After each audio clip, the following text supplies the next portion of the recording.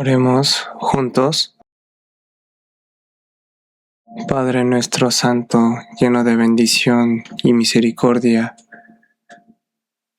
viviendo en medio de errores y pecados, siendo merecedores del juicio y del castigo eterno del lago del fuego,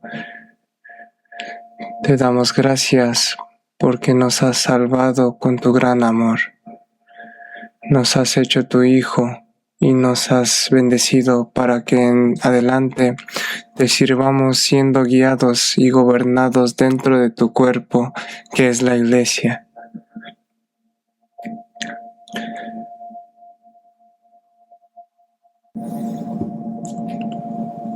Te damos gracias también por habernos reunido en un mismo lugar a los hermanos salvos por tu sangre preciosa y que nos has instruido con tu santa palabra. Queremos, Señor, que estés con nosotros y llenes con la palabra necesaria a cada uno de los hermanos, y que esa palabra, con la ayuda del Espíritu, sea comprendida y grabada en lo profundo del corazón. Ayúdanos para que tu palabra sea el alimento en nuestra alma y para que pueda ser fuerza, consuelo y ánimo. Haznos estar firmemente sobre tu palabra, para que cada uno de nosotros camine en la verdad y para que a través de nuestra vida transformada seamos manifestados como la luz de este mundo.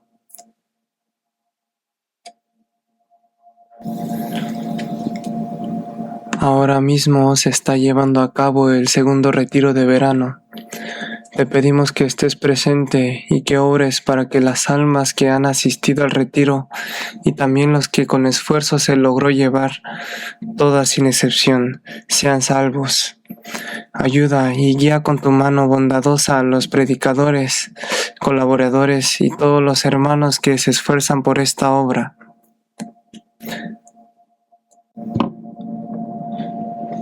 Te pedimos que estés con cada uno de los que están enfermos y con los que están pasando por diversas dificultades y aflicciones, que en medio de ello no se caigan, sino que miren más a ti y te sostengan más fuertemente, que ni una sola persona tropiece, sino que se levante y camine en la verdad.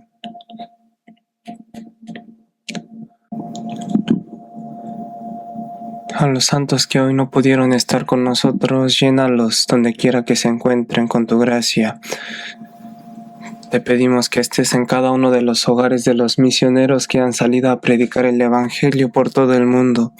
Ayúdalos carnalmente y espiritualmente y que por la gran obra de Dios sean usados preciosamente para que muchas almas sean salvas. Edifica y ayuda uno por uno a todos los santos e iglesias de todo el mundo, por favor. Encomendamos por completo a ti el principio y el fin de este día, en el nombre del Señor Jesús, quien nos salvó. Amén. Sí, Efesios 5 vamos a buscar. Efesios 5.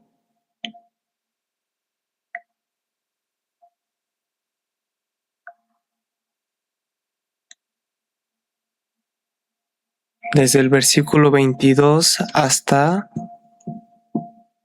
el 33. Se los leo.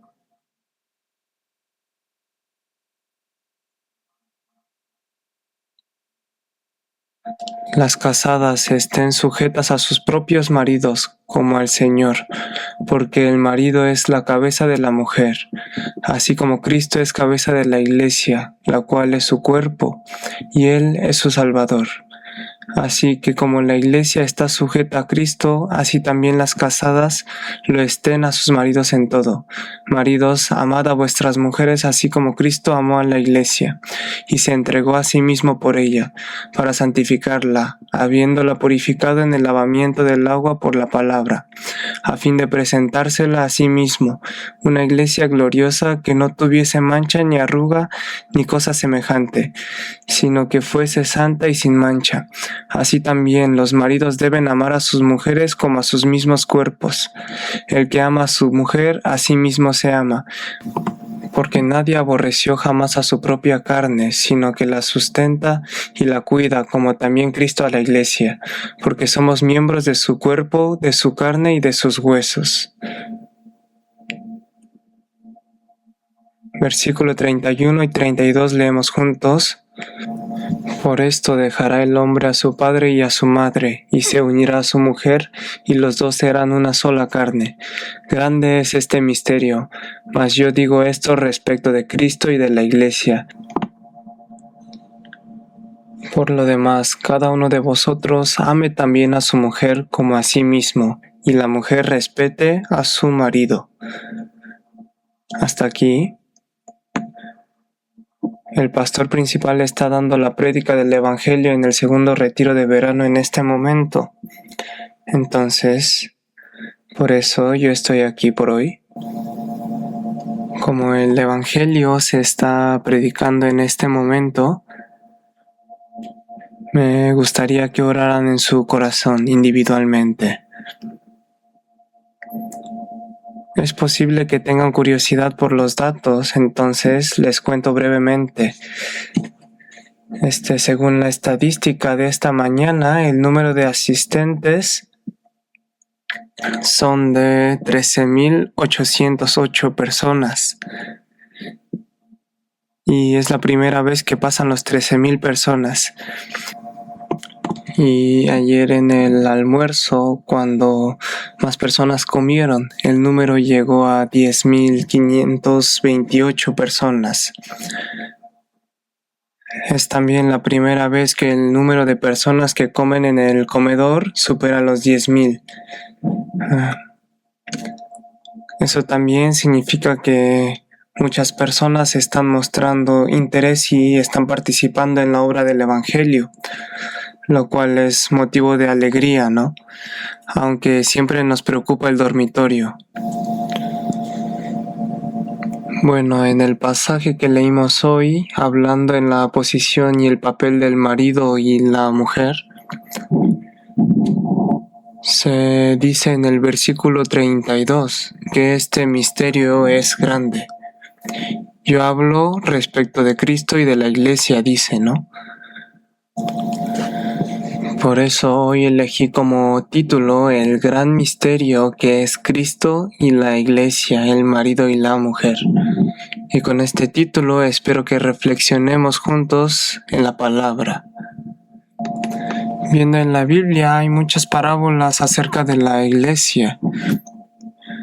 Por ejemplo, en Corintios 3:9 dice que la Iglesia es la tierra de Dios y también la casa de Dios.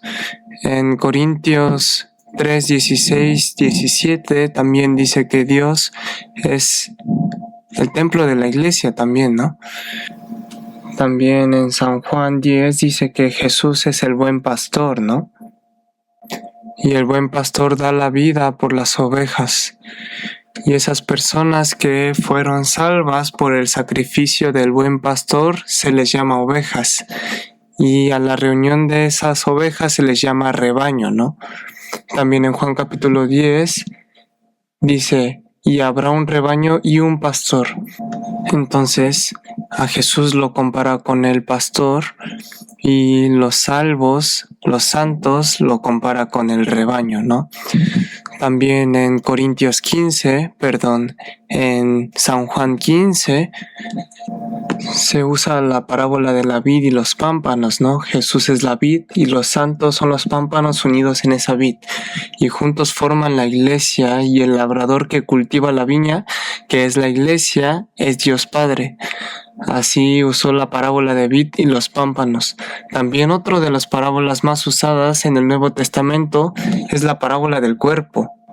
En Corintios 12:12 dice, porque así como el cuerpo es uno, y también muchos miembros, pero todos los miembros del cuerpo, siendo muchos, son uno solo cuerpo.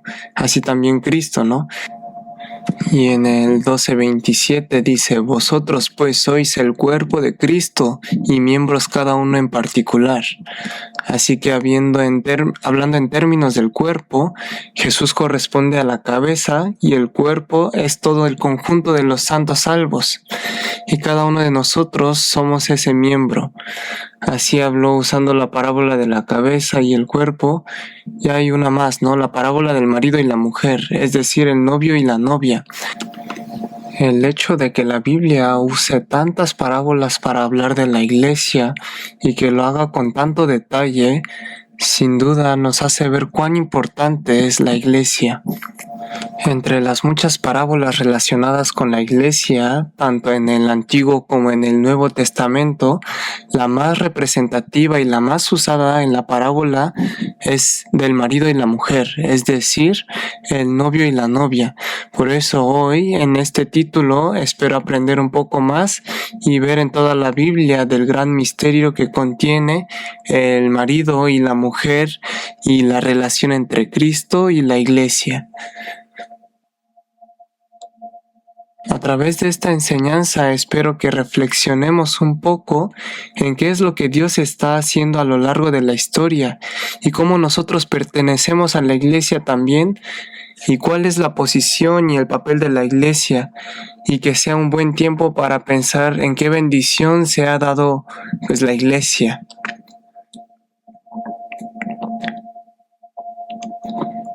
En el Antiguo y el Nuevo Testamento hay muchos pasajes que hablan de la relación entre Cristo y la iglesia como la relación entre el marido y la mujer. Desde el momento en que Dios creó el primer hombre, mostró la relación entre Cristo y la iglesia como la relación entre el marido y la mujer, ¿no? Dejen aquí marcado y busquemos Génesis 1:27. Génesis 1:27.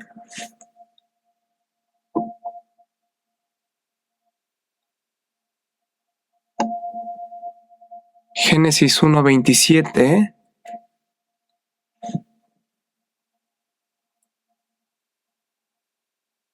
Leemos juntos: y creó Dios al hombre a su imagen. A imagen de Dios lo creó, varón y hembra los creó. Muy bien. En este acontecimiento que Dios creó al primer ser humano, está mostrando la voluntad de Dios. Que fuera creado a imagen de Dios significa, como ya sabemos, que aunque el hombre pecó y se apartó de Dios, Dios le da su vida, lo lleva al cielo eterno y lo crea para repartirle la gloria que Dios mismo posee.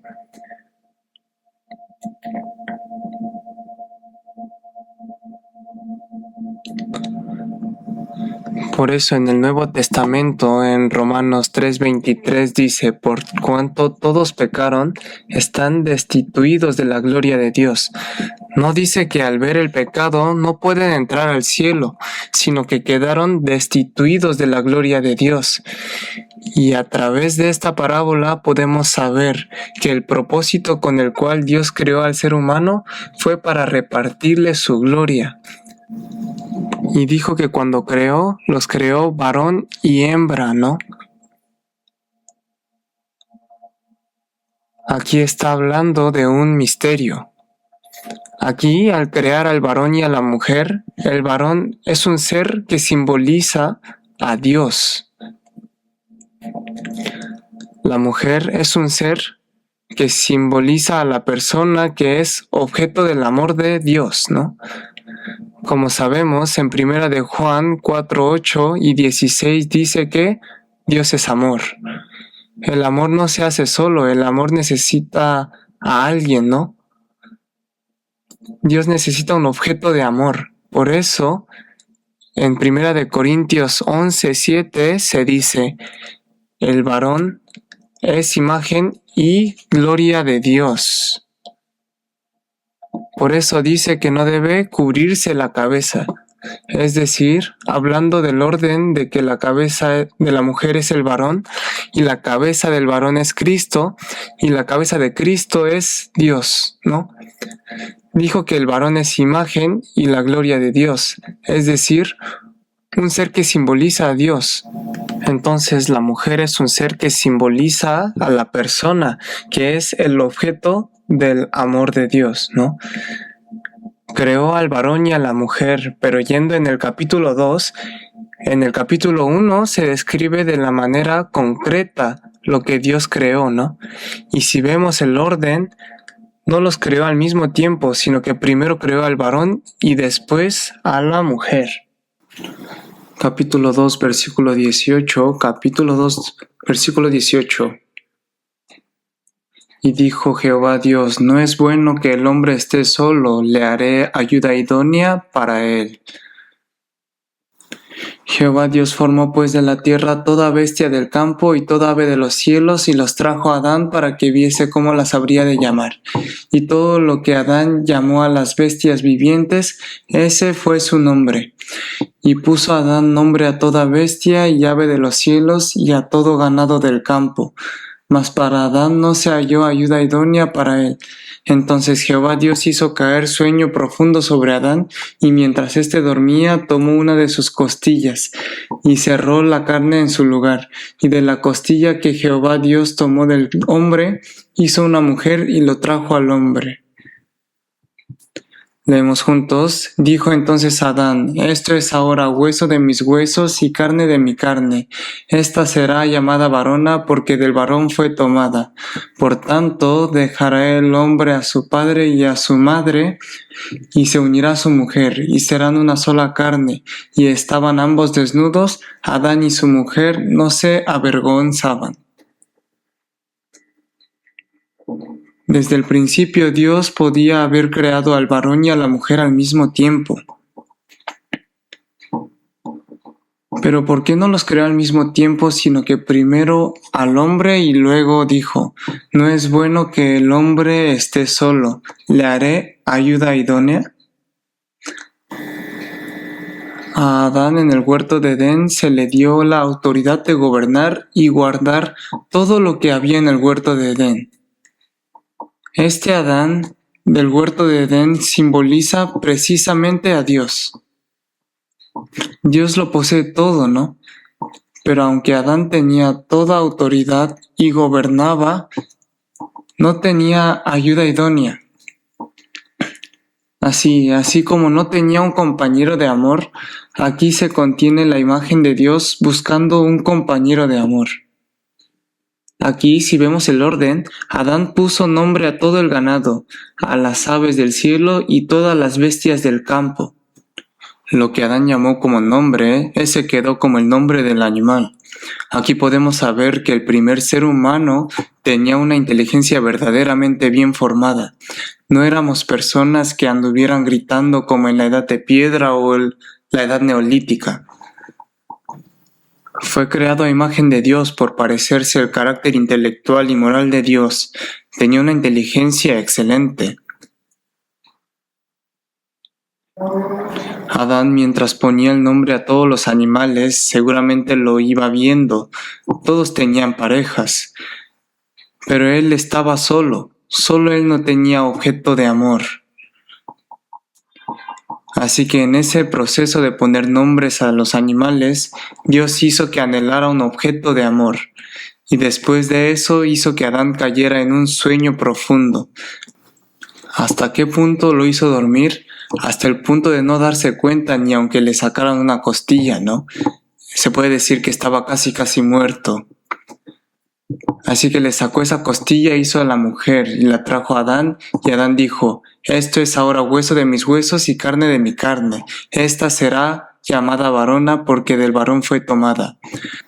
Así surgió el varón y la mujer, y por eso dice, por tanto el hombre dejará a su padre y a su madre, y se unirá a su mujer, y los dos serán una sola carne, un solo cuerpo.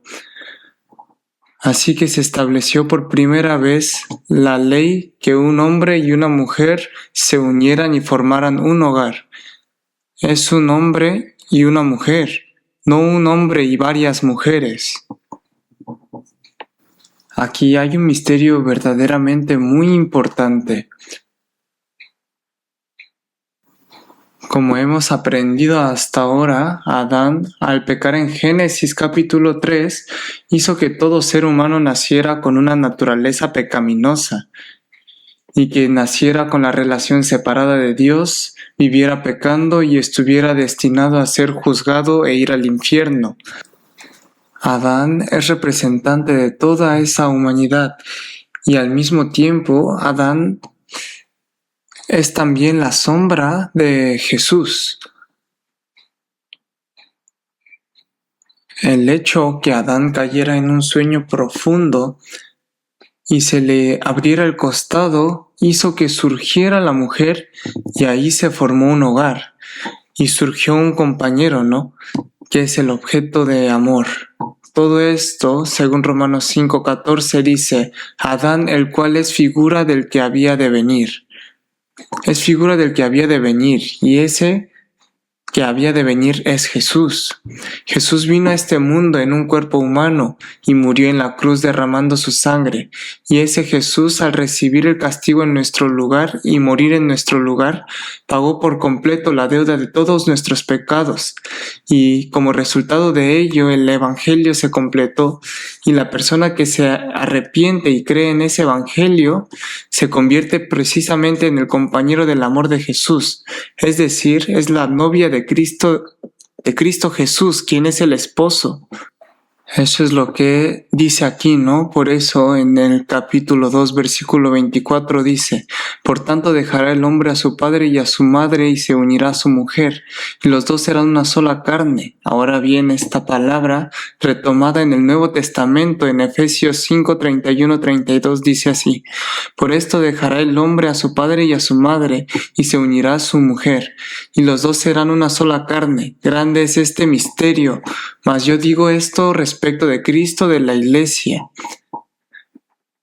Así que este acontecimiento de Génesis capítulo 2, en el cual Dios creó primero al varón y luego hizo caer en un sueño profundo para hacerle una ayuda idónea, que es el objeto de amor, y así formar un hogar, dijo que contiene el misterio que explica la relación entre Jesucristo y la persona salva que es la Iglesia.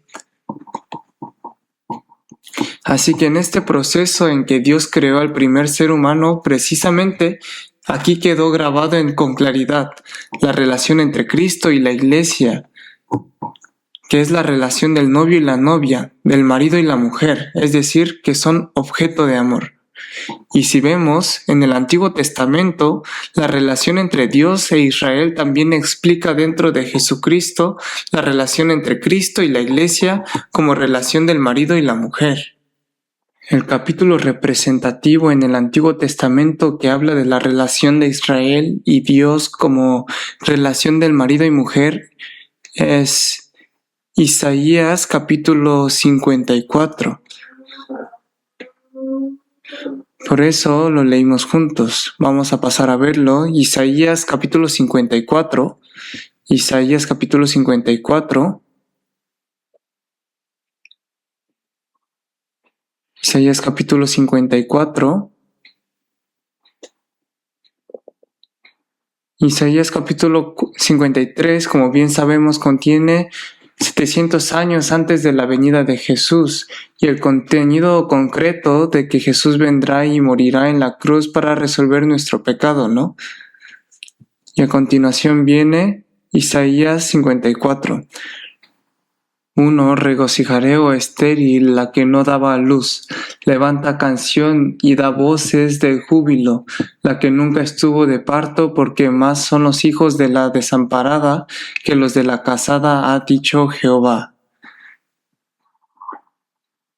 Saltamos al versículo 5, porque tu marido es tu hacedor, Jehová de los ejércitos es su nombre, y tú, Redentor, el Santo de Israel, Dios de toda la tierra será llamado, porque como mujer abandonada y triste de espíritu te llamó Jehová, y como la esposa de la juventud que es repudiada, dijo el Dios tuyo, por un breve momento te abandoné, pero te regocijé con grandes misericordias. Con un poco de ira escondí mi rostro de ti por un momento, pero con misericordia eterna tendré compasión de ti, dijo Jehová tu Redentor.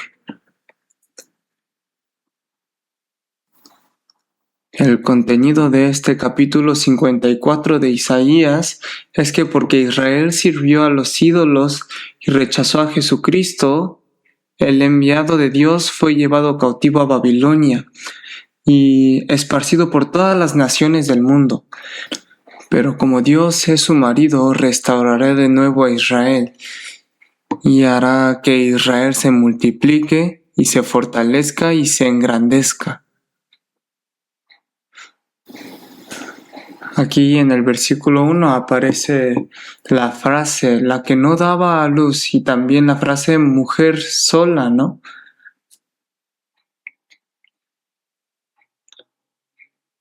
Es decir, aquí resalta la palabra, tú la que no daba a luz con la mujer que quedó sola.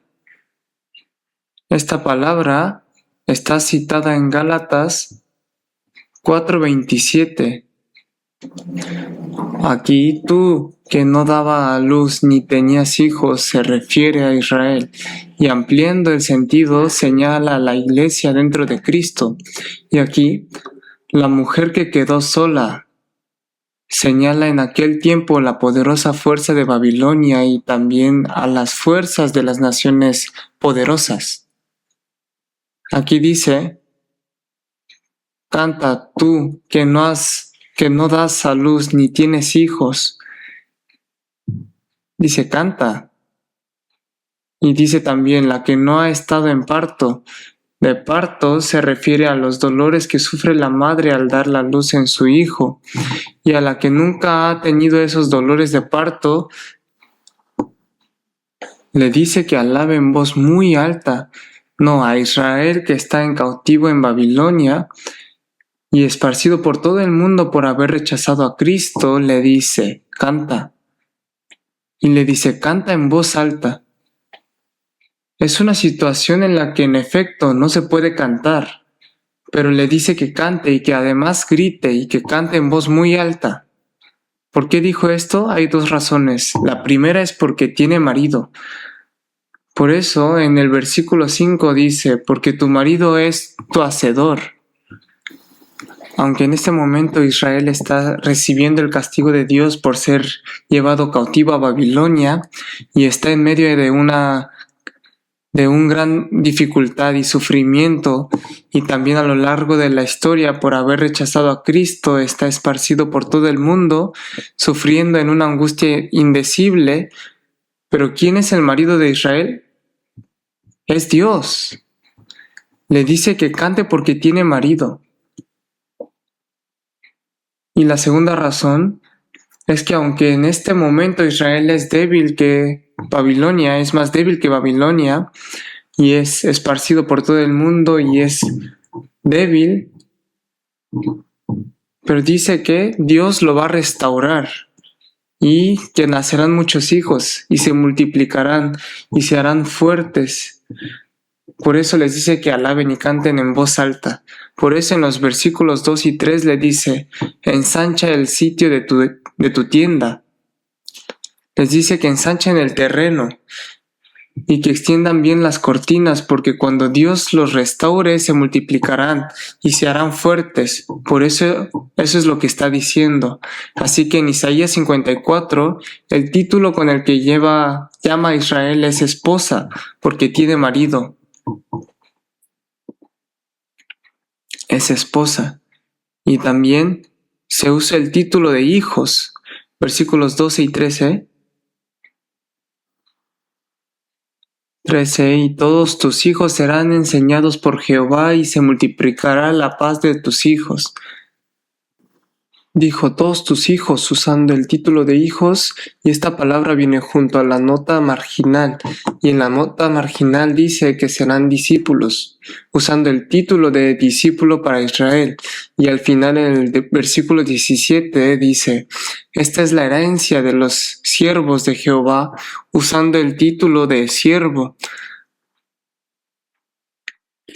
A Israel delante de Dios se le llama esposa, hijo, discípulo y siervo. Nosotros que hemos sido salvos somos en realidad la novia de Cristo.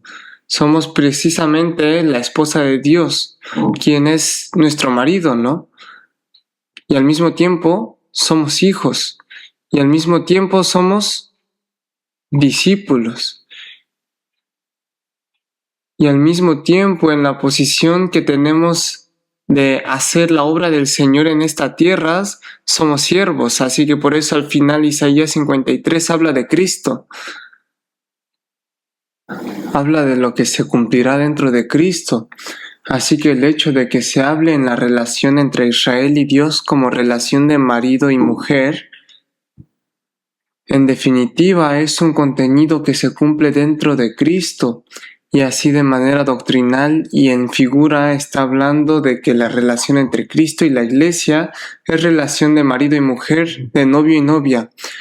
Israel fue rescatado de Egipto por la sangre del Cordero y se convirtió en la novia de Dios en el lugar del esposo, pero se apartó de Dios y sirvió a los ídolos. Por rechazar a Cristo, Dios los castigó y los esparció por todo el mundo. Por eso aquí en el versículo 6 dice, como la esposa de la juventud que es repudiada, como una esposa que en su juventud se casó, pero luego fue repudiada, pero no fue abandonada para siempre. Porque en el versículo 7 dice, te regocijé con grandes misericordias. Y en el versículo 8 dice, con misericordia eterna te tendré compasión de ti. Y dijo que los reunirá y los restaurará de nuevo con grande misericordia y misericordia eterna. En los versículos 9 y 10 dice que esto es comparable al diluvio de Noé. Ustedes saben que el único acontecimiento comparable al diluvio de Noé es el acontecimiento de la cruz. Así como se juzgó a todo el mundo, dentro de la cruz de Jesucristo se terminó el juicio de todas las personas. Y a través de este acontecimiento de redención de la cruz, Dios dio la promesa de quien se arrepiente y cree jamás lo abandonará y lo hará su hijo. Esto es el pacto que hace la paz. Por eso en el versículo 10 dice, no se apartará de ti mi misericordia, ni el pacto de mi paz se quebrantará. Así que dijo que aunque Israel fue llevado cautivo a Babilonia y esparcido por todo el mundo por causa de Cristo, sin embargo, a través de la gran misericordia de Dios, la misericordia eterna y el pacto que hace la paz, volverá a recuperar su posición original de la esposa y posición de novia. ¿Cuándo se cumplirá esto? En la historia se cumplirá plenamente en el reino milenial. El reino milenial es el tiempo en que se gobierna todo el mundo centrado en Israel, centrado en Jerusalén. En ese tiempo Jesucristo gobernará directamente e Israel dentro de Cristo gobernará en la posesión de esposa. Esto es lo que está diciendo. Así que al final de la relación entre Dios e Israel también es, en realidad, figura en la relación entre Cristo y la Iglesia como en relación de marido y mujer. Veamos Jeremías capítulo 3, Jeremías capítulo 3. Jeremías capítulo 3. Así que en el Antiguo Testamento se repite una y otra vez que Dios es el marido de Israel. Jeremías 3, 14 y 15 leemos juntos, convertíos hijos rebeldes, dice Jehová, porque yo soy vuestro esposo. Y os tomaré uno de cada ciudad y dos de cada familia. Y os introduciré en Sión, y os daré pastores según mi corazón que os apacientan con ciencia y con inteligencia. Aquí dice, yo soy vuestro esposo. En tiempos de Jeremías, al final, por servir Israel a los ídolos, sufrió la invasión de Babilonia y fue llevado cautivo a Babilonia. Pero como Dios es su marido, dijo que os hará volver de nuevo y les dará pastores que os enseñarán y criarán. Veamos también Isaías capítulo 62. Isaías capítulo 62. Isaías 62.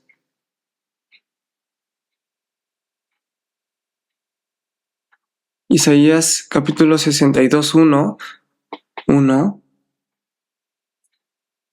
Por amor de Sión no callaré y por amor de Jerusalén no descansaré, hasta que salga como resplandor justicia y su salvación se encenderá como una antorcha. Dijo que recordará a Israel y recordará a Jerusalén y la restaurará. El que Dios no se calle hasta que sea completamente restaurada significa que Él va a trabajar. Diciendo esto, leemos juntos el versículo 4. Nunca más te llamarán desamparada, ni tu tierra se dirá más desolada, sino que serás llamada Jefsibá y tu tierra Belúa, porque el amor de Jehová estará en ti y tu tierra será desposada. En nuestro centro de misión también hay un café llamado Jefsibá. De aquí viene, ¿no? Se tomó el nombre Jefsibá. El significado de Jefsibá es mujer casada, en quien está ahora mi contentamiento. Y Belúa significa mujer casada. Así como Israel, por servir a los ídolos y rechazar a Cristo, terminó siendo abandonado, y la tierra de Israel también pasó a manos de gentiles, Dios dice que finalmente restaurará a Jerusalén y a Israel y que ya no la llamará más abandonada, ni la tierra desolada, sino Jefsibá y Belúa. Cuando sea restaurada, mi contentamiento estará solo en ella, y Belúa, mujer casada, dicho en otra manera, es esposa que tiene marido. Eso es lo que significa, es un buen significado, así que cuando nosotros somos salvos, ¿en quién está el contentamiento de Dios? Está en el Santo. En el Salmos 16:3 dice, para que los santos que estén en la tierra y para los íntegros es toda mi complacencia. Hacia nosotros que hemos sido salvos, el Señor se regocija y se complace. Y al mismo tiempo, cuando somos salvos, nos convertimos en la novia y la esposa de Cristo, quien es el novio, es decir, el marido. Esto es la relación entre Dios e Israel, y en definitiva, como la relación entre Dios e Israel también se cumple dentro de Cristo, está explicando que la relación entre Cristo y la Iglesia es relación de marido y mujer. Y Dios es la Santa Trinidad, ¿no? ¿Cuál es la obra más importante que hace la Trinidad?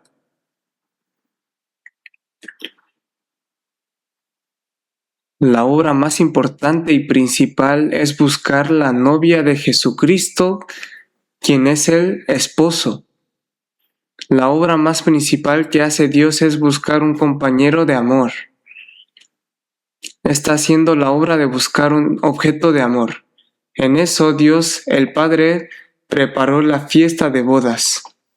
Ahí Dios, el Hijo, que es Jesús, vino y realmente murió en la cruz, con las manos y los pies clavados y con un agujero abierto en el costado, y a través de ese sacrificio completó el Evangelio, preparando así el camino para poder buscar a la esposa, que es la novia.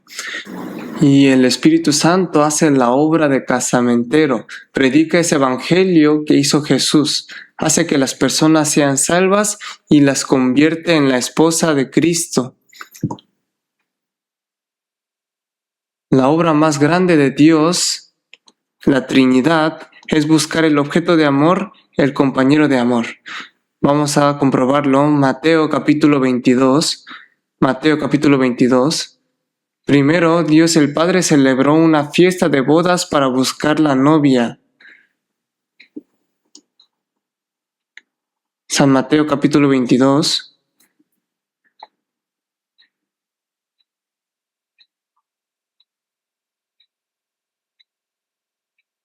Versículo 2. Respondiendo Jesús les volvió a hablar en parábolas diciendo, leamos juntos, el reino de los cielos es semejante a un rey que hizo fiesta de bodas a su hijo. Aquí habló de cierto rey que preparó una fiesta de bodas para su hijo.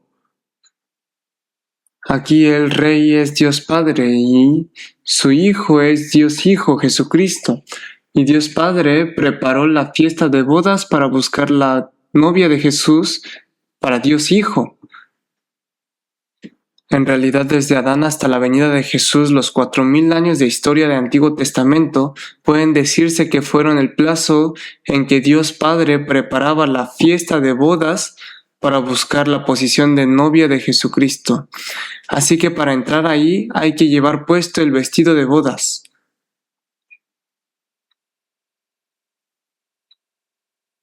Cuando el rey entró a ver a los invitados, vio a uno que no llevaba vestido de bodas y le dijo: «Amigo, ¿cómo entraste aquí sin estar vestido de boda?». Y él enmudeció. Entonces el rey dijo a los que servían: «Atadle de los pies y manos y echadle en las tinieblas de afuera. Ahí será el lloro y el crujir de dientes, porque muchos son llamados y pocos escogidos». Así que preparó la fiesta de bodas e invitó a muchos huéspedes, y vio a uno que no llevaba puesto el vestido de bodas. ¿Por qué entró ahí sin llevar el vestido de bodas? ¿Qué es el vestido de bodas? El vestido es la salvación. El manto de justicia. Hay que recibir precisamente el Evangelio de Cristo completo. Eso es ponerse el vestido de bodas. Dijo que a quien no lleva puesto el vestido de bodas, que lo echen en tinieblas de afuera. Es decir, así como Adán tuvo un agujero en el costado y ahí se formó la mujer, y así se estableció la relación del amor de un hogar entre varón y mujer, de igual manera Jesús vino y al morir en la cruz, sufriendo en ese gran sacrificio, al final completó el Evangelio y preparó el camino para buscar a la novia de Cristo.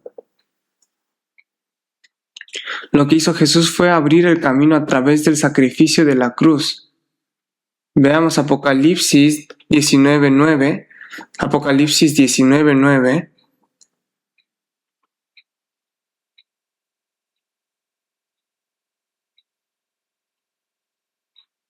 Apocalipsis 19:9, leamos juntos. Leamos juntos. El ángel me dijo: escribe, bienaventurados los que son llamados a la cena de las bodas del Cordero. Y me dijo: estas son palabras verdaderas de Dios. Aquí vemos que bienaventurados son los que son llamados a la cena de las bodas del Cordero.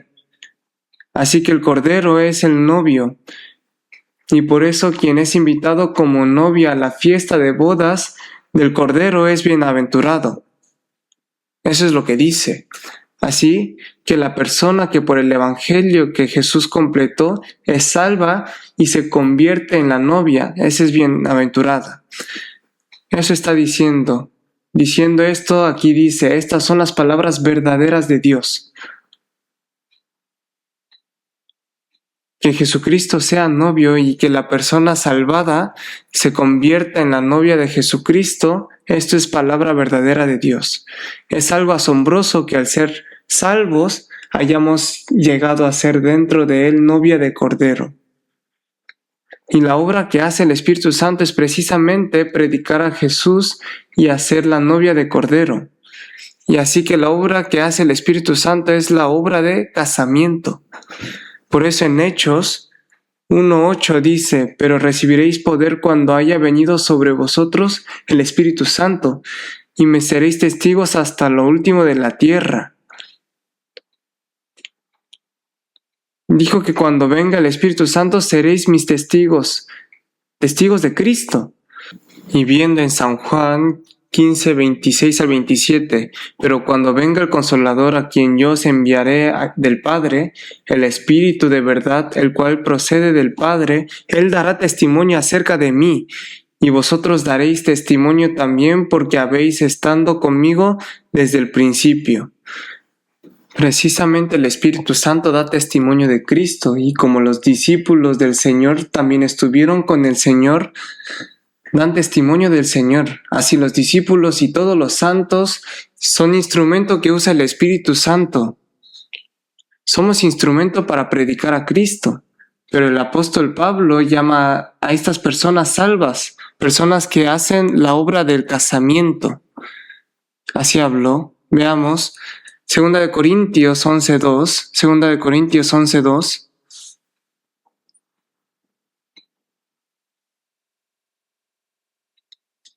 11:2. Leamos también el versículo 3. Vamos a leerlo juntos. Porque os celó con celo de Dios, pues os he desposado con un solo esposo, para que presentaros como una virgen pura a Cristo. Pero temo que como la serpiente con su astucia engañó a Eva, vuestros sentidos sean de alguna manera extraviados de la sincera fidelidad a Cristo. El apóstol Pablo, en la carta que envió a la iglesia de Corinto, aquí dice: os he desposado. Dijo que él mismo era casamentero. Si el Espíritu Santo usa a Pablo como instrumento y Pablo es casamentero, entonces la obra que hace el Espíritu Santo es la obra de casamentero. Es precisamente predicar a Cristo para buscar la novia. En el contenido de Génesis capítulo 24 vemos que Abraham llamó a un anciano en su casa, ¿no? Eliezer de Damasco, y le encargó que buscara esposa para Isaac.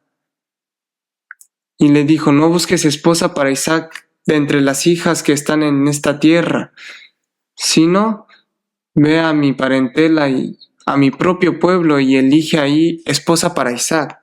Así que este siervo Eliezer va finalmente, elige y trae a la esposa de Isaac, ¿no? Ahí Abraham es la sombra de Dios Padre. E Isaac es la sombra de Dios Hijo, Jesucristo. Y Eliezer, al dar testimonio precisamente del Padre y del Hijo, y al hacer la obra de casamentero para tomar la novia, es sombra del Espíritu Santo. Así que la obra más principal, más importante de Dios es buscar la novia de Cristo. Está haciendo en esta tierra la obra de buscar el compañero de amor, el objeto de amor. Vamos a ver Apocalipsis 22:17. 22:17.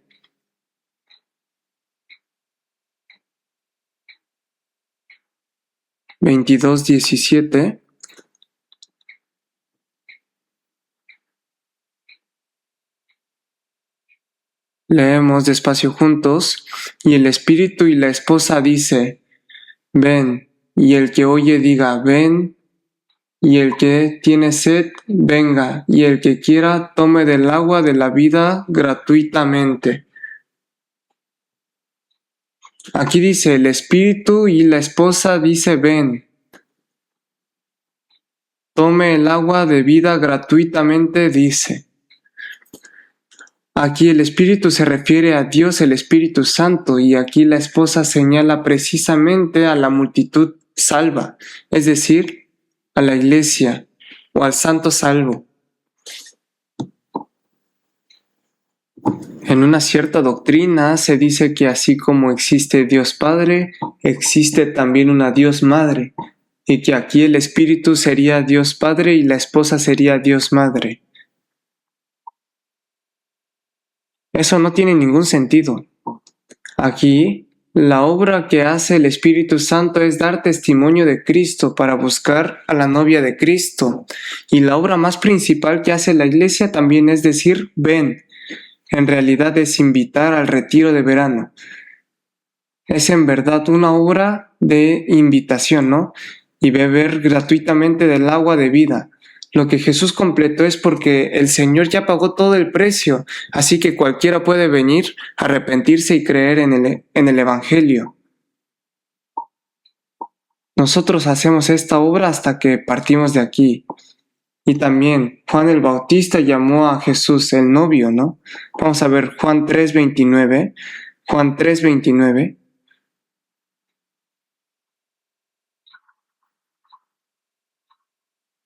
San Juan 3:29.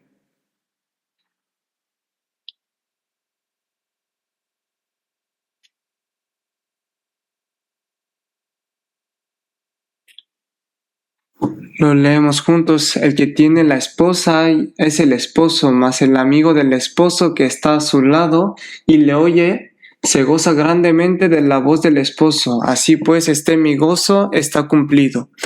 Pues Juan el Bautista, al referirse a Jesús, dio testimonio en varias ocasiones diciendo: «He aquí el Cordero de Dios que quita el pecado del mundo». Al recibir este testimonio, muchas personas fueron a Jesús. Los discípulos que seguían a Juan el Bautista le dijeron a Juan: «Maestro, aquel de quien tú diste testimonio, mucha gente va hacia él». Así que esto lo dicen como una queja, ¿no? Es un cierto modo de expresión de celos. Juan el Bautista, al oír eso, dijo: «El que tiene la esposa es el esposo». Juan el Bautista también llamó a Jesús el esposo. Y la persona que se arrepiente y cree y va hacia Jesús es la esposa. Así que Juan el Bautista está diciendo que él mismo es la esposa, el amigo que se alegra al ver que el novio toma a la esposa, el amigo. Cuando dos personas se casan, el amigo del novio se alegra viendo esa boda y al mismo tiempo desea que a las dos personas les vaya bien y les ayudan de diversas maneras. De la misma manera, la persona salva es al mismo tiempo esposa y amigo. Debemos desear verdaderamente que el Señor le vaya bien y participar con corazón gozoso en la obra que hace Cristo, que hace el Espíritu Santo guiando a muchas personas. Así que viendo la Biblia en su totalidad, podemos saber que la obra más principal que hace Dios Trinidad es buscar el objeto de amor, la novia. Y la condición para llegar a ser novia de Jesucristo y el novio es precisamente recibir a Jesucristo, el novio como Salvador. Recibirlo como Salvador es la única condición para convertirse en la novia de Cristo. Creo que el libro de la Biblia que mejor explica esto es probablemente Oseas. Vamos a ver un momento Oseas en el Antiguo Testamento, después de Daniel, ¿no? Como no lo buscamos a menudo, quizás no sepan bien dónde está. Veamos Oseas. Capítulo 1, Oseas capítulo 1. Voy a leer algunos versículos. Capítulo 1, versículo 2. El principio de la palabra de Jehová por medio de Oseas. Dijo Jehová a Oseas: «Ve, tómate una mujer fornicaria e hijos de fornicación, porque la tierra fornica apartándose de Jehová». Fue pues y tomó a Gomer, hija de Diblaim, la cual concibió y le dio a luz un hijo, y le dijo Jehová: «Ponle por nombre Jezreel, porque de aquí a poco yo castigaré a la casa de Jehú por causa de la sangre de Jezreel, y haré cesar el reino de la casa de Israel». Versículo 6. Concibió ella otra vez y dio a luz una hija, y le dijo Dios: «Ponle por nombre Loruama, porque no me compadeceré más de la casa de Israel, sino que los quitaré de todo». Vamos al versículo 8. Después de haber destetado a Loruama, concibió y dio a luz un hijo, y dijo Dios: «Ponle por nombre Loami, porque vosotros no sois mi pueblo, ni yo seré vuestro Dios. Con todo será mi número de los hijos de Israel como la arena del mar, que no se puede medir ni contar». Y en el lugar en donde se les fue dicho: «Vosotros no sois pueblo mío», se les será dicho: «Sois hijos del Dios viviente». Y se congregarán los hijos de Judá y de Israel, y nombrarán un solo jefe, y subirán de la tierra, porque el día de Jezreel será grande. Leemos juntos el capítulo 2, versículo 1. «Decid a vuestros hermanos, a mí y a vuestras hermanas, Ruana». Aquí en el versículo 2 dice: «Al principio Jehová habló por medio de Oseas». Que Dios haya hablado por medio de Oseas no significa tanto que le dio un mensaje al profeta Oseas para que lo transmitiera. sino que más bien que a través de la vida misma del profeta Oseas reveló cuál era la voluntad de Dios. Así, si vemos bien la vida de este profeta Oseas, nos explica muy bien cuál es la obra de la historia de la redención que Dios está realizando. Aquí Dios le dijo al profeta Oseas que tomara una mujer fornicaria y tuviera hijos de fornicación. Así que, al oír esta palabra de Dios, Oseas fue y tomó la mujer fornicaria Gomer, es decir, tomó una prostituta, Gomer, y tuvo hijos con ella. El primero fue Jezreel, y el segundo fue una hija que lo llamaron Loruama, y el tercero fue un hijo que lo llamaron Loami. ¿Qué señalará esto? Aquí Oseas es la sombra de Dios. Y aquí la mujer fornicaria Gomer y los 3 hijos que nacieron de esta mujer Gomer señalan a la vez a Israel y también a todas las personas pecadores espiritualmente inmundos que están dentro de Adán. Aquí Oseas tomó a la mujer fornicaria Gomer y la hizo su esposa.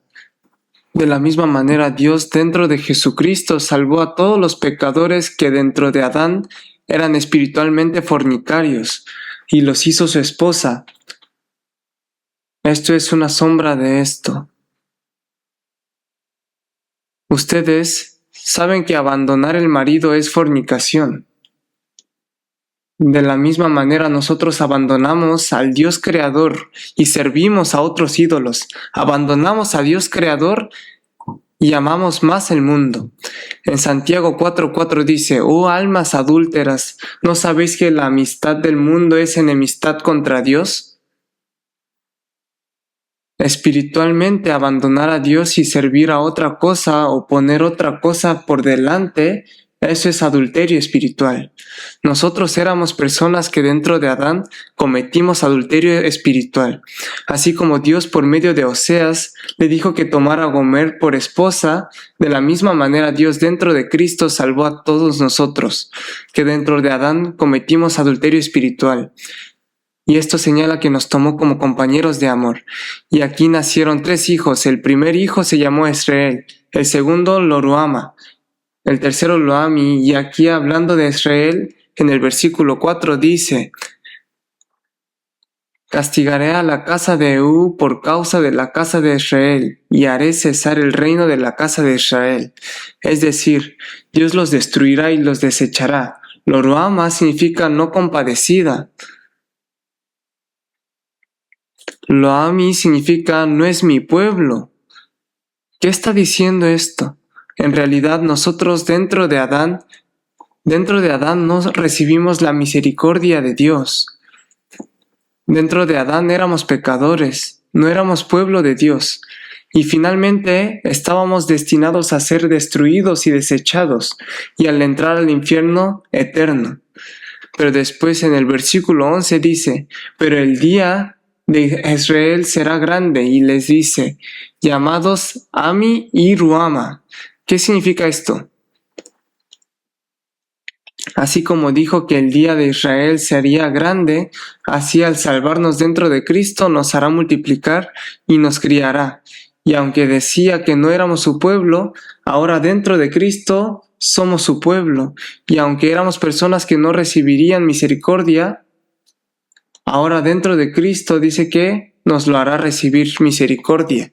A través de la vida de Oseas, es decir, a través de este contenido de tomar a Gomer y tener hijos con ella, nos enseñó lo que Dios está haciendo. En realidad éramos personas sin ningún mérito. Nos llamó a nosotros que no teníamos ningún mérito y de verdad nos hizo su compañero de amor. Ante los ojos de Dios éramos personas que cometíamos adulterio espiritual. Éramos hijos espirituales fornicarios. Pero Dios dentro de Cristo nos salvó y nos hizo su novia. Eso es lo que está diciendo. ¿Cuánto debemos agradecer por esto? Vamos a ver capítulo 3.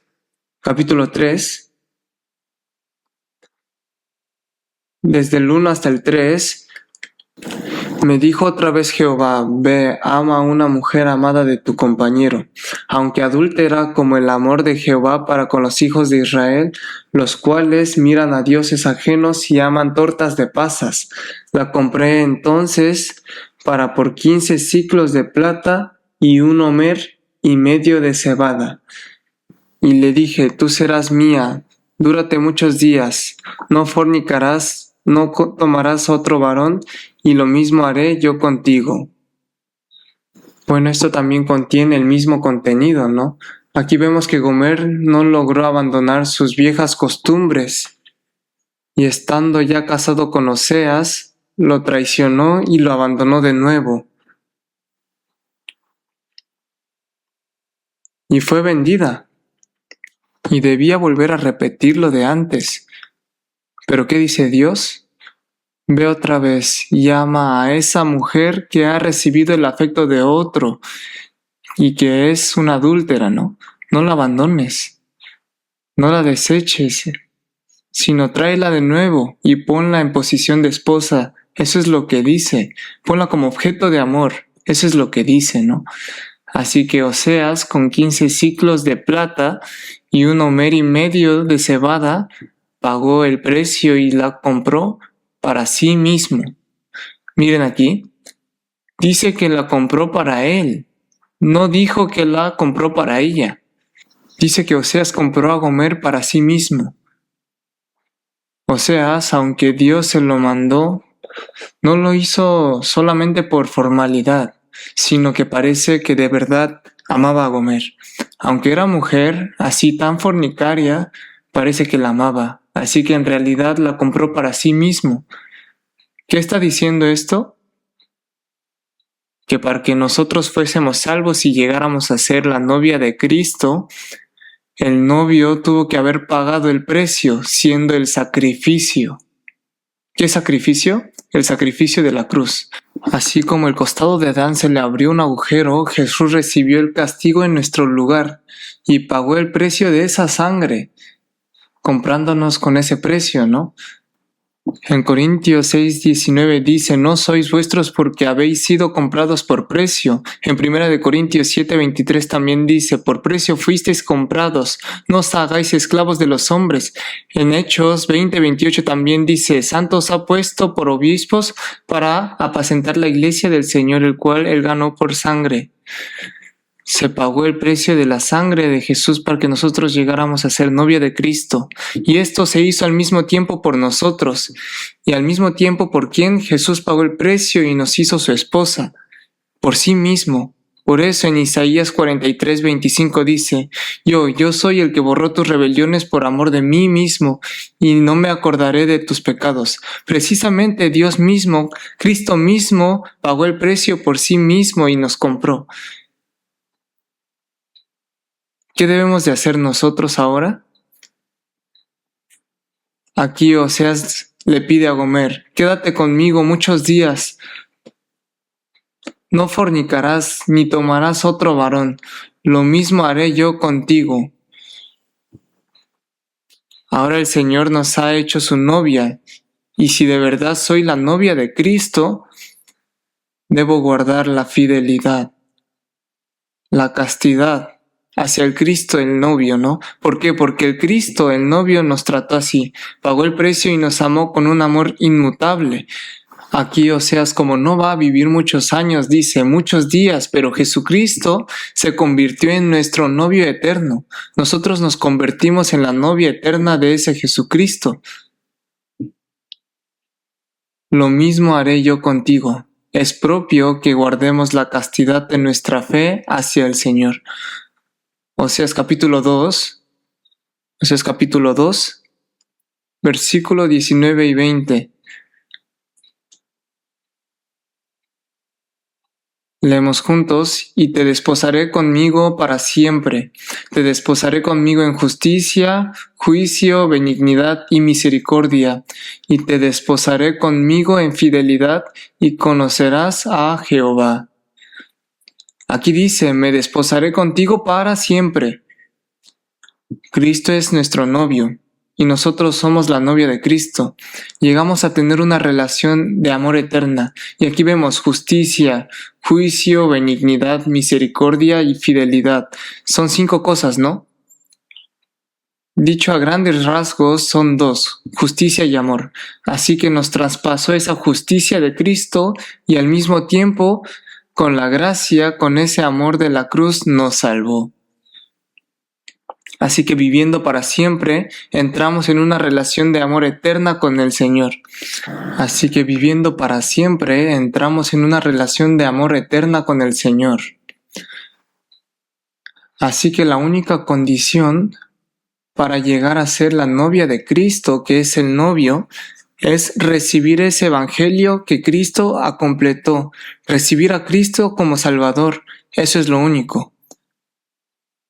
Solo así se llega a ser la novia de Cristo, y ahora debemos saber que hemos sido salvos y que somos la novia de Cristo. Bien, veamos Efesios capítulo 5.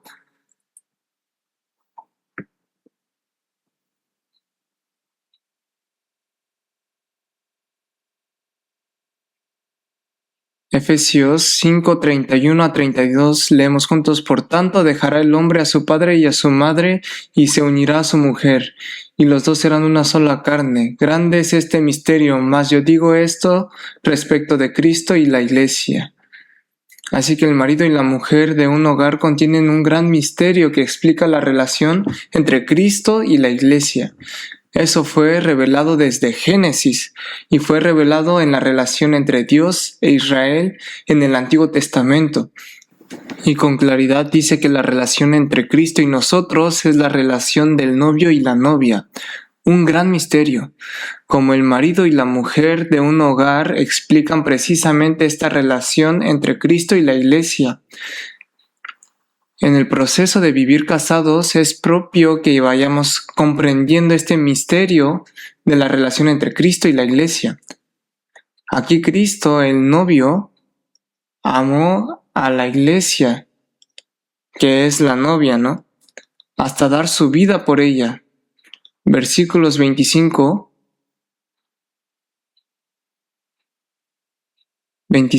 Maridos, amad a vuestras mujeres, así como Cristo amó a la Iglesia y se entregó a sí mismo por ella. Cristo amó a la Iglesia y entregó su vida por ella. El marido debe pensar profundamente en esto. Se enseña que cuando el marido trata a su mujer, debe amarla como Cristo trata a la Iglesia.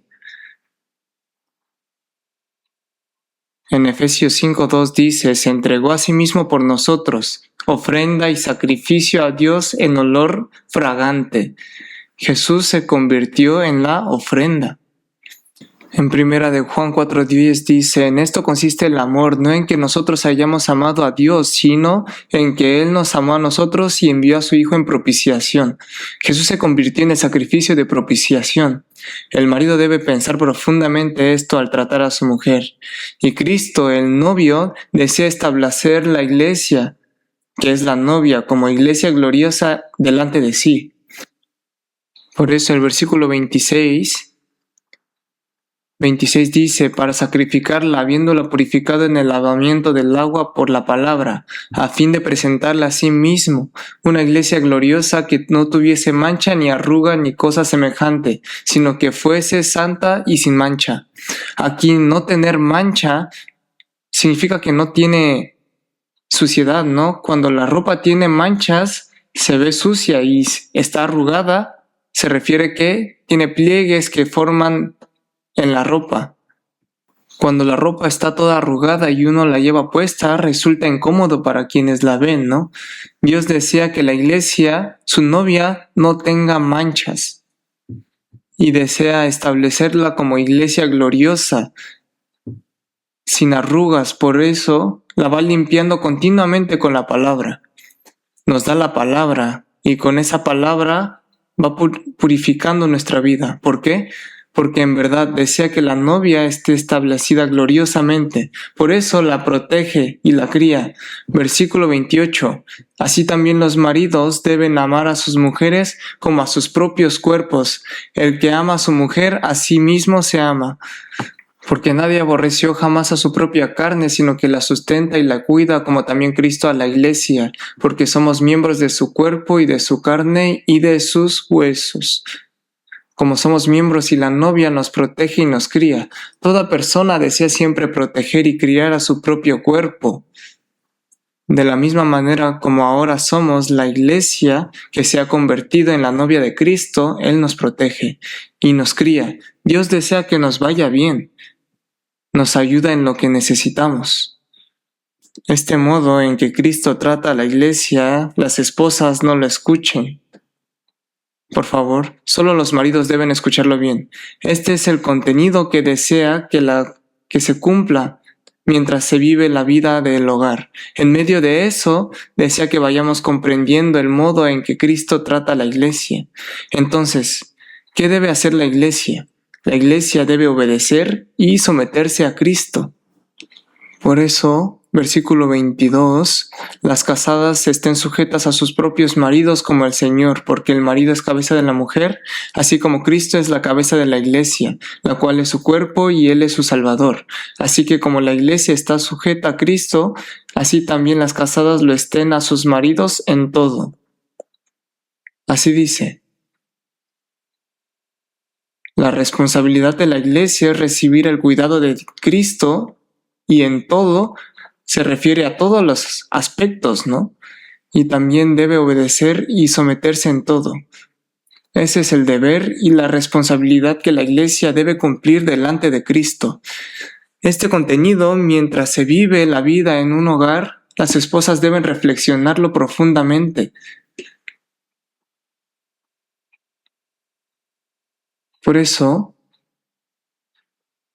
así que el marido y la mujer de un hogar deben tener presente que contienen un misterio de la relación entre Cristo y la Iglesia.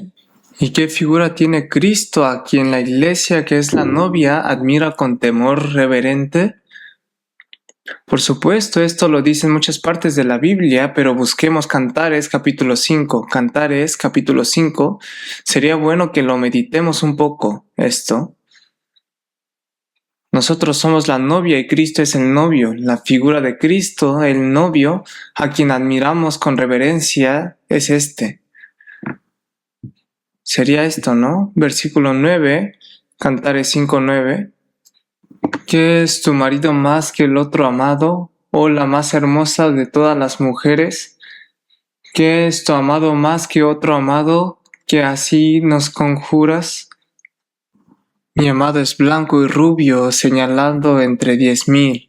Su cabeza como oro finísimo, sus cabellos crespos, negros como el cuervo, sus ojos como palomas junto a los arroyos de las aguas, que se lavan con leche y a la perfección colocadas, sus mejillas como era de especias aromáticas, como fragantes flores, sus labios como lirios que destilan mirra fragante, sus manos como anillos de oro engastados de jacintos, su cuerpo como claro marfil cubierto de zafiros, sus piernas como columnas de mármol fundadas sobre las basas de oro, su aspecto como Líbano escogido como los cedros, su paladar dulcísimo y todo el codiciable.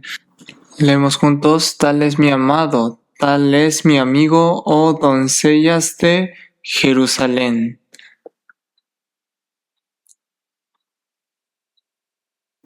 Aquí las mujeres de Jerusalén le preguntan a la Sulamita, ¿no? ¿En qué es mejor su amado que los demás? ¿En qué es mejor? Es lo mismo que cuando los incrédulos nos preguntan, ¿no? ¿Qué tiene de bueno ese Jesús al que tanto te aferras? Es lo mismo que eso, ¿no? La figura del Señor que nosotros admiramos con reverencia está en el versículo 10. Mi amado es blanco y rubio señalado entre 10,000. Precisamente su característica es ser blanco y rubio. Blanco significa Jesús santo. ¿Y el rojo qué significa? Es el color de la sangre. Jesús derramó su propia sangre y nos amó al perdonar nuestros pecados. Blanco y rojo, blanco es el carácter de Jesús y rojo señala la obra que hizo Jesús. Aquí menciona 10 cosas seguidas: cabeza, cabello, ojos, mejillas, labios, manos, cuerpo, piernas, aspecto, paladar, y con esto está señalando todo su ser. Todo es codiciable. La cabeza es como oro fino. El oro fino es algo que no cambia. La cabeza habla de la autoridad. La autoridad que tiene Jesús es una autoridad eterna. El amor de Jesús también es eterno. Todo es inmutable. La cabeza es como oro fino y el cabello es crespo, negro como el cuervo. Que el cabello sea negro señala que es joven y lleno de vigor. Jesús es alguien poderoso, nos provee de esa fuerza y ese poder que Jesús tiene.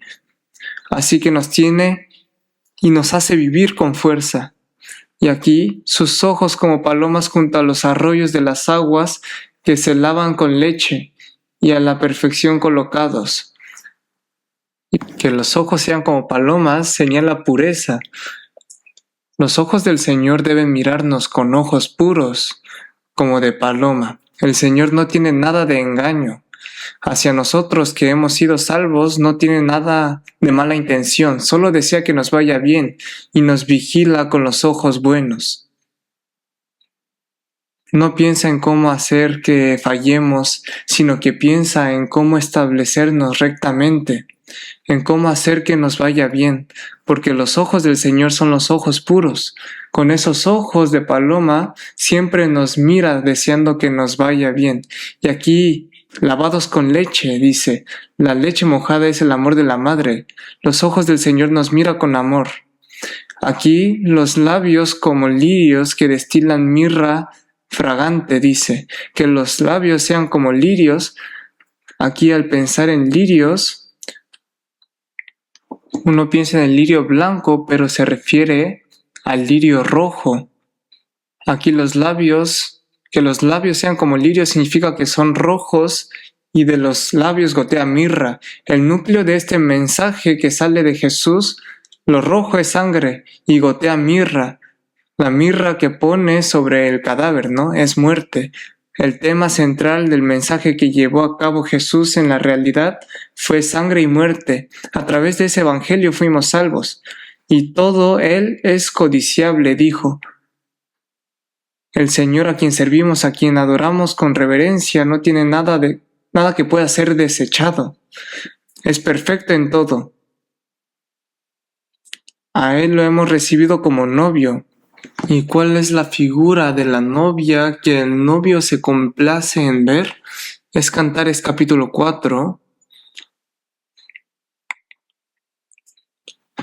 versículo 1. He aquí que tú eres hermosa, amiga mía, he aquí que tú eres hermosa, tus ojos entre tus que dejas como de paloma, tus cabellos como manada de cabras que se recuestran en las laderas de Galaad.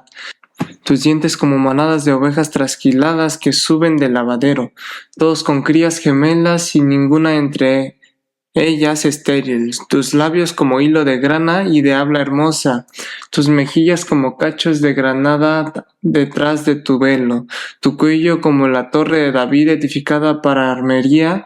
1000 escudos están colgados en ella, todos escudos de valientes, tus dos pechos como gemelos de gacela que se apacentan entre lirios. Si vemos el contenido del capítulo 3, ahora la novia montada en el palanquín que el novio envió llega ante el novio. Es decir, el novio canta sobre la figura de la novia que está de pie para casarse. Esto muestra con claridad que la figura de novia es la que el Señor, que es el novio, se complace en ver.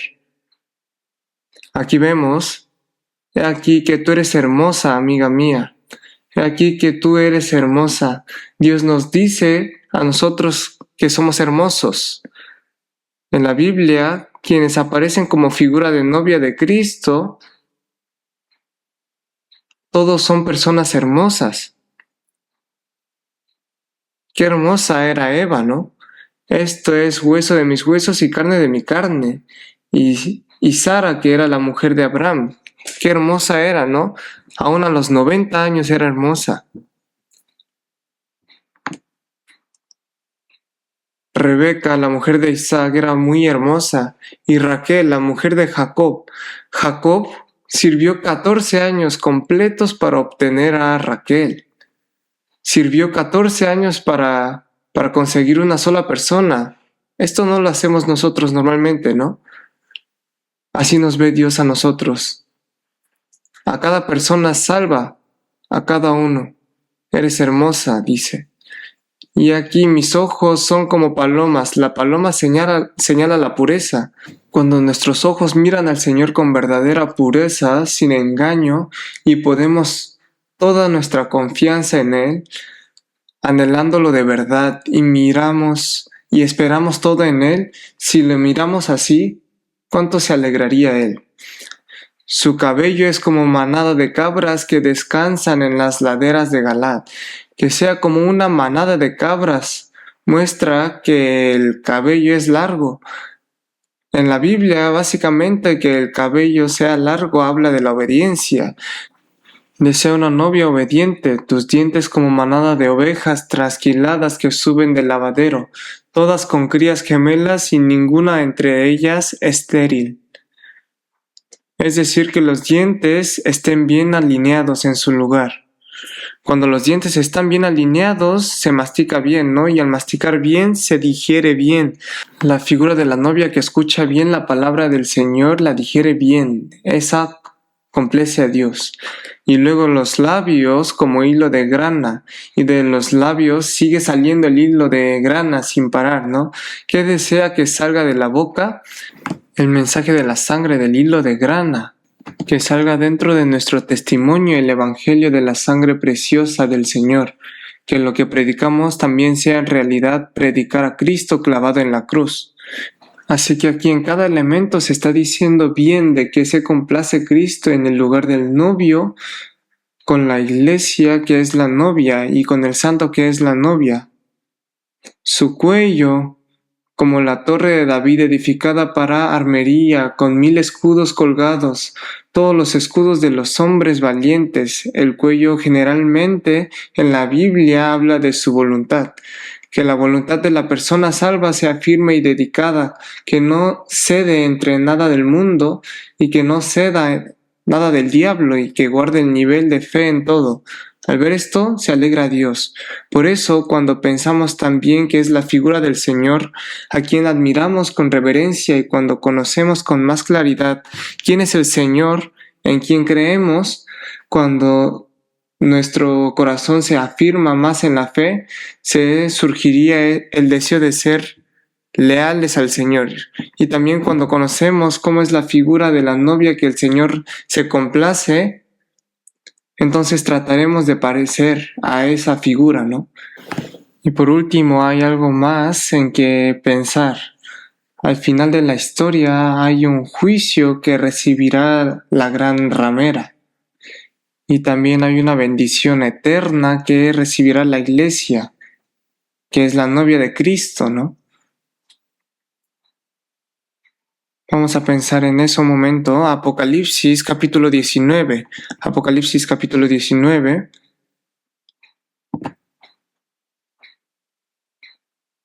Apocalipsis capítulo 19.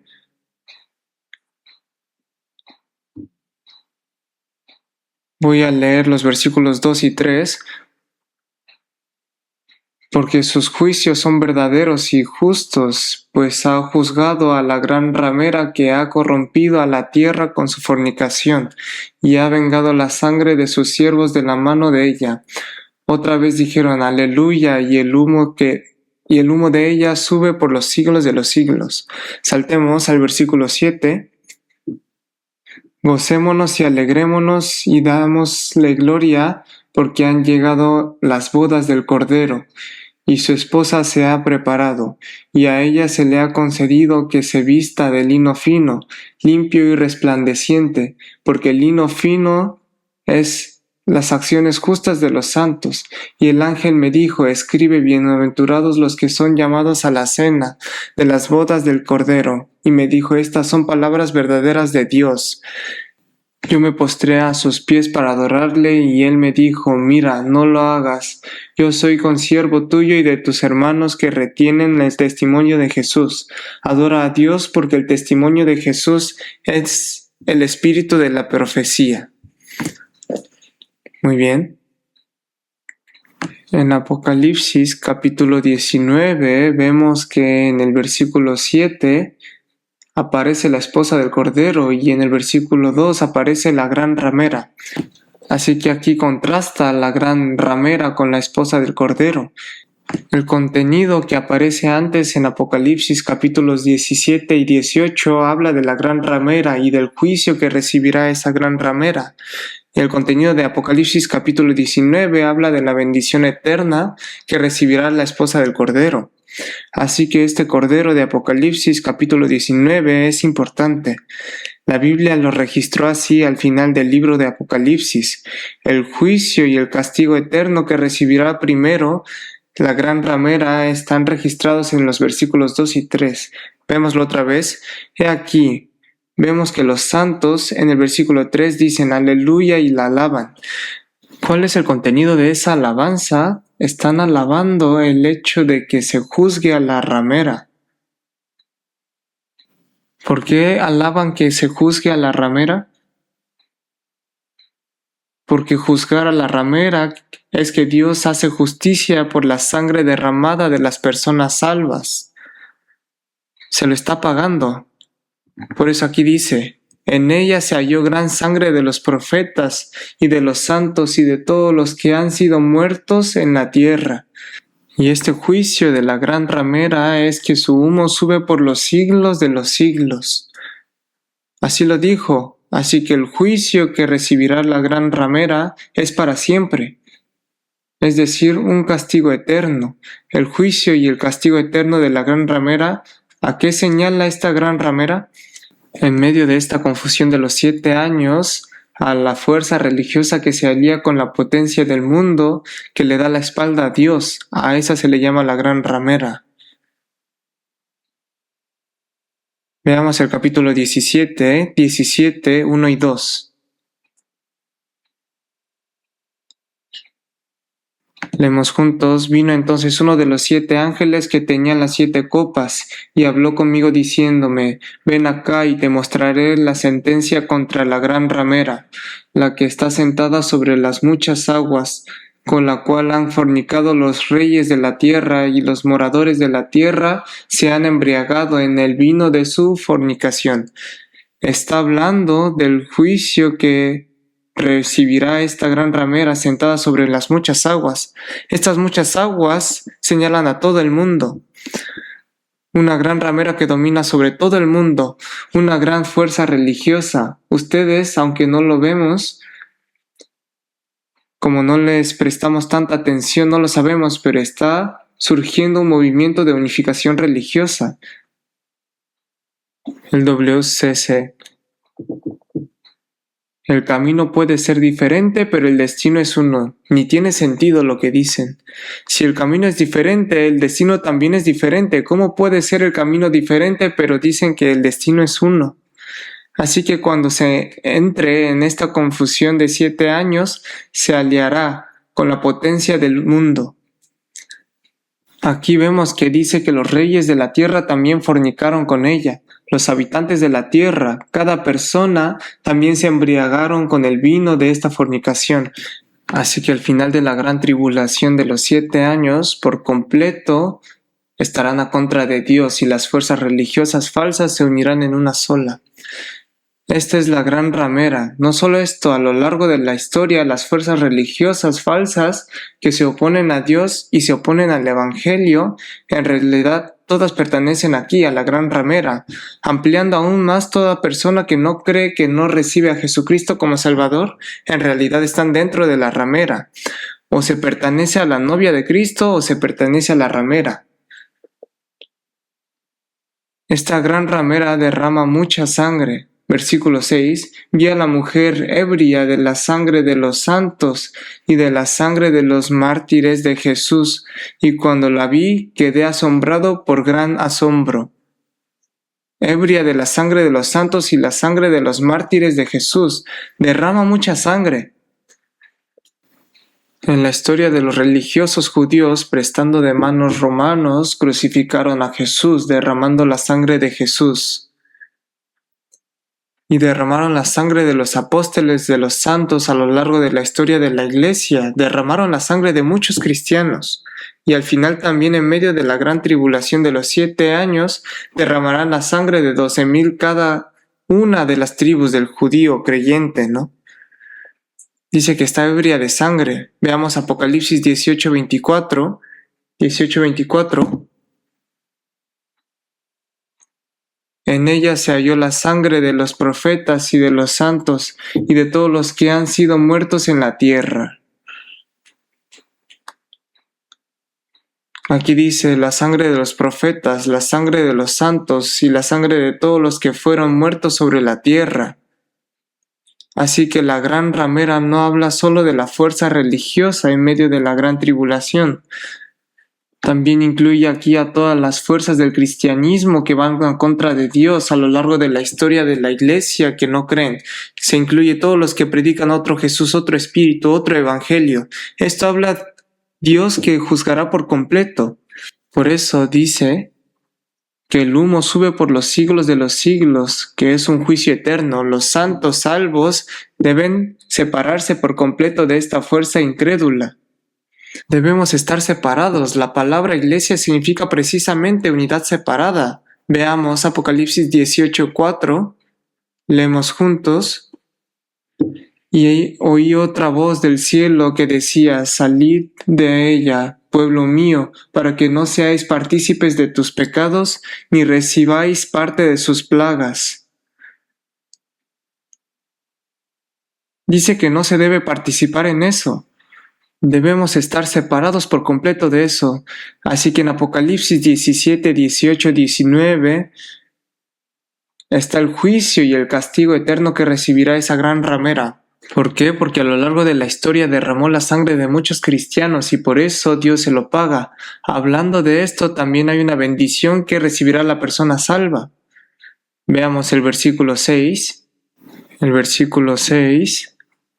Y también oí la voz de una gran multitud como el estruendo de muchas aguas y como la voz de grandes truenos que decían, leamos juntos, aleluya. Apocalipsis 19:6. Leamos juntos, y oí como la voz de una gran multitud como el estruendo de muchas aguas y como la voz de grandes truenos que decía, aleluya, porque el Señor nuestro Dios Todopoderoso reina. Bien. En el versículo 7, han llegado las bodas del Cordero y su esposa se ha preparado. Es la esposa del Cordero. Y dice que llegó el tiempo de las bodas. ¿Por qué a Jesús se le llama Cordero? La única condición para llegar a ser esposa del Cordero es recibir al Cordero. El Cordero significa que Jesús es el sacrificio que murió en la cruz. He aquí el Cordero de Dios que quita el pecado del mundo, dijo. Debemos aceptar que Jesús es el sacrificio que en la cruz llevó nuestro pecado en nuestro lugar. Solo aceptando que nuestro pecado fue perdonado para siempre, se llega a ser la novia de Jesús. En realidad, de los 66 libros de la Biblia, el que más habla de Jesús como el Cordero es el Apocalipsis. Búsquenlo en Apocalipsis. La expresión que llama a Jesús el Cordero aparece 27 veces. ¿Cuántas veces? Es la que más aparece. En el último libro de la Biblia se enfatiza especialmente a Jesús como el Cordero. La única condición para llegar a ser la novia de Cristo es recibir a Jesús como el Cordero. Aceptarlo verdaderamente como mi Salvador. He aquí dice, llegó el tiempo de las bodas del Cordero. ¿Qué es el tiempo? Significa que se cumplió el tiempo prometido. Cuando termine la era de la Iglesia, está fijado el momento en el que el Señor volverá. En ese momento el Señor vendrá y llevará a las personas salvas, y allá arriba realizará la boda real. Mientras la persona salva en esta tierra está comprometida. La ceremonia de bodas se celebra allá arriba. Así que en la tierra somos una virgen pura y en el futuro seremos la esposa del Cordero.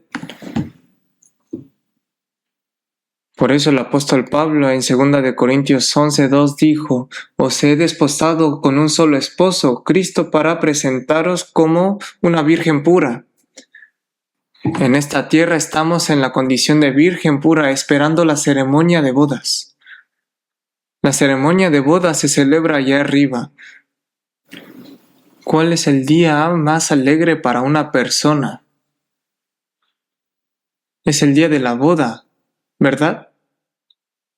Cuando el Señor venga allá arriba y nosotros subamos y estemos con el Señor,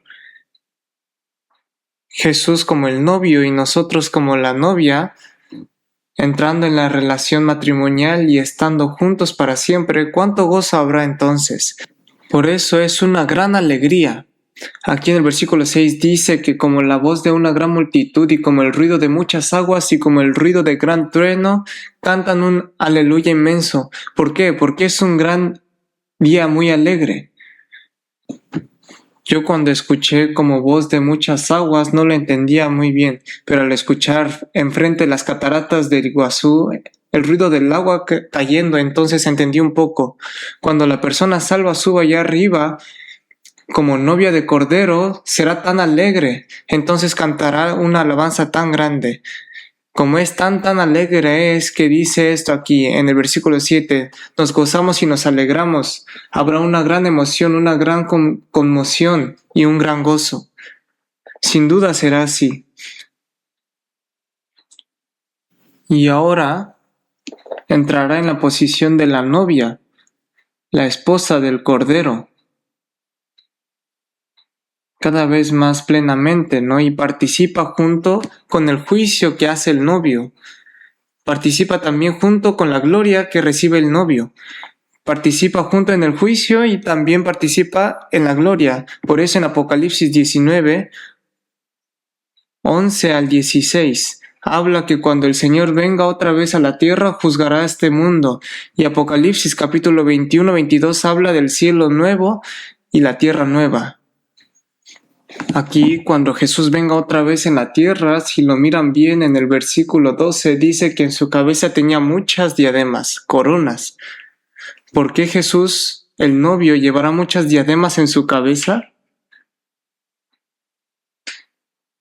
En Apocalipsis capítulo 4 vemos que los santos devolvieron a Jesús todas las coronas que habían obtenido en esta tierra, y que Jesús se ponga esa corona y juzgue, indirectamente muestra que hará justicia por la sangre de los santos salvos y por todos los que sufrieron.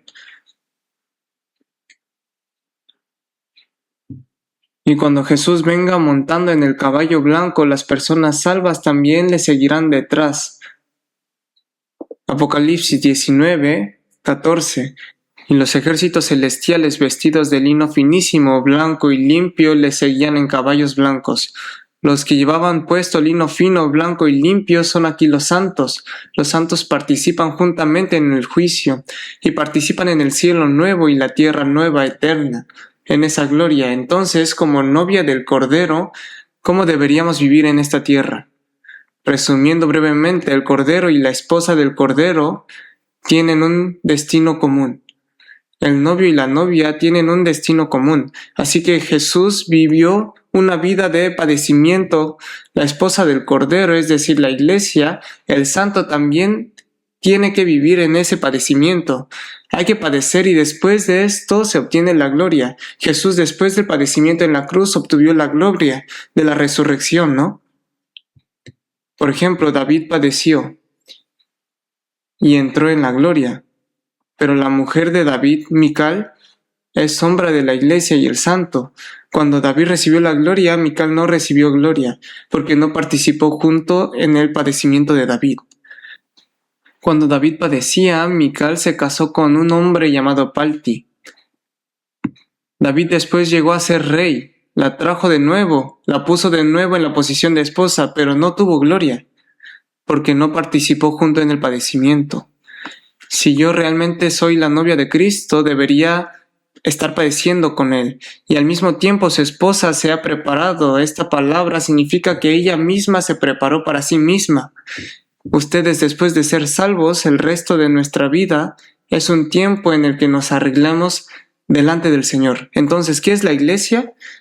Es una especie de sala de espera de novia, y la iglesia es una especie de salón de belleza. Cada vez que nos reunimos es propio que arreglemos con la palabra nuestro corazón y nuestros pensamientos, y que con la palabra vayamos arreglando nuestra vida. Somos la novia de Cristo. Cuando como novia nos presentemos ante el novio, no podemos estar con la ropa sucia y llena de manchas y suciedad. El Señor que nos salvó y nos vistió con el manto de justicia también irá corrigiendo bien nuestra conducta. Estamos en un periodo de preparación y debemos andar en el camino de humildad y de paz. Cuando Jesús venga otra vez, monta en un caballo blanco, mientras que vino montando en un asno. El asno simbolizó humildad y de paz. Cuando andemos en el camino de humildad y de paz, seremos dignos ante Dios. Jesús dijo: yo soy manso y humilde de corazón, llevad mi yugo y aprended de mí. Cuando andemos en el camino de humildad, podremos evangelizar a otras personas. Cuando andemos en el camino de la paz, seremos capaces de montar el caballo blanco. Y como siervos de Dios, en los que resta de nuestra vida, debemos hacer la obra del Señor hasta presentarnos delante de Él. Así que miren aquí Apocalipsis capítulo 9, versículo 19:5. Y salió del trono una voz que decía: alabad a vuestro Dios todos sus siervos, y los que teméis, así pequeños como grandes. Dice siervos de Dios, no está hablando de los ángeles. Es el santo salvo. ¿Por qué al santo salvo se le llamó siervo? Porque haciendo la obra de Dios en esta tierra es siervo.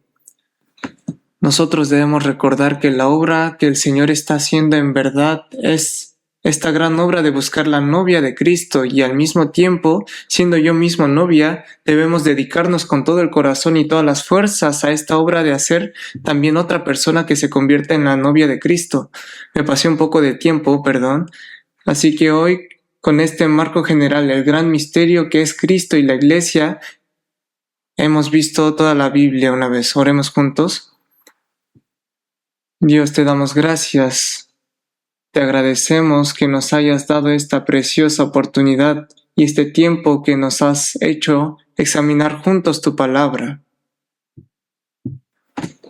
A nosotros que no éramos nada y que ante Dios éramos como adúlteros espirituales, te agradecemos de todo corazón por habernos salvado y hecho novia de Cristo. Aunque nos falta mucho, gobiérnanos para que cuando nos encontremos otra vez contigo, Señor, podamos presentarnos rectos ante ti, que deseas establecernos como iglesia gloriosa, sin mancha ni arruga. Y guíanos para que en lo que resta de nuestra vida vivamos una vida digna como novia de Cristo, hasta presentarnos delante del Señor, que es el novio. Te pedimos que estés presente en el retiro de verano que continúa y haznos participar también nosotros en esa obra, y ayúdanos para que te demos alabanza y gloria. Te agradecemos, Señor, que has estado con nosotros, y oramos en el nombre del Señor Jesucristo, quien nos salvó. Amén.